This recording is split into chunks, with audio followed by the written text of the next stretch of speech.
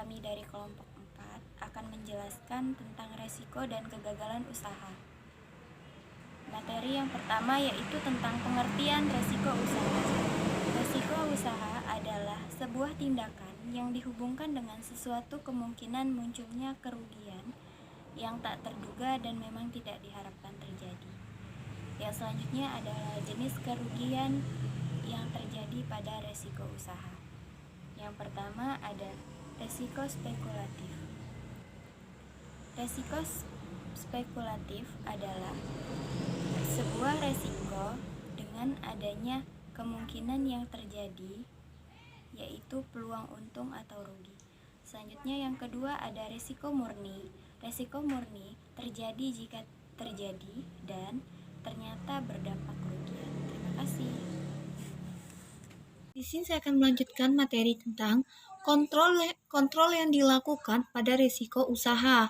Nah, ada 2 kontrol yang bisa dilakukan pada risiko usaha, yaitu yang pertama itu ada risiko yang bisa dikendalikan dan yang kedua ada risiko yang tidak bisa dikendalikan. Nah, risiko yang bisa dikendalikan itu adalah pemasukan produk di pasaran siap dilaksanakan. Kemudian, setelah berbulan-bulan, produk tersebut belum mendapatkan keuntungan dan pengembalian modal. Nah, yang kedua itu ada risiko yang bisa dikendalikan. Nah, risiko yang bisa dikendalikan ini biasanya risiko yang tidak bisa dikendalikan merupakan sebuah kejadian yang memang di luar batas semua manusia untuk memprediksi, seperti bencana alam, kebakaran, terus longsor dan lain sebagainya. Nah, di sini di dalam resiko usaha ini memiliki macam-macam resiko usaha itu ada beberapa. Yang pertama itu ada resiko pada perusahaan. Nah, resiko pada perusahaan ini adalah keadaan pada perusahaan dan saham yang akan dialami kerugian atau berdampak pada keadaan perusahaan.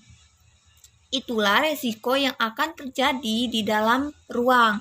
Nah, yang kedua itu adalah keuangan yang beresiko. Nah, resiko keuangan merupakan suatu hal yang terjadi dan akan mengakibatkan adanya dampak yang terjadi pada aspek keuangan perusahaan yang mengalami kerugian. Baik, sekian materi saya. Terima kasih.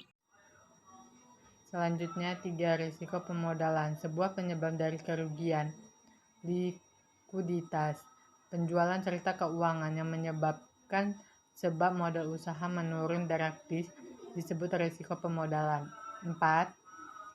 Risiko terjadinya pasar, adanya hal yang dapat kita karena adanya persaingan pada usahaan, gaya hidup, dan para konsumen. 5. Risiko operasional.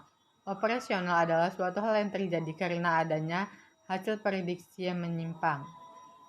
Selanjutnya, bagaimana solusi mengatasi risiko dalam usaha? 1. Tuliskan rencana bisnis. Dalam menjalankan sebuah bisnis, kita harus melakukan rencana terlebih dahulu. Yang kedua, lakukan perencanaan manajemen risiko. Perencanaan manajemen risiko berbeda dengan perencanaan bisnis. 3. Ikuti rencana yang sudah kita buat. Jika kita sudah menulis rencana awal kita untuk berusaha, maka rencana itu akan kita jalankan sesuai dengan yang telah kita tulis. 4. Meminimalisasi risiko keuangan dengan pembukuan. Hal lain dalam pentingnya menjalani suatu usaha adalah tetap mengalami permasalahan pencatatan keuangan pembentuk risiko yang secara keseluruhan.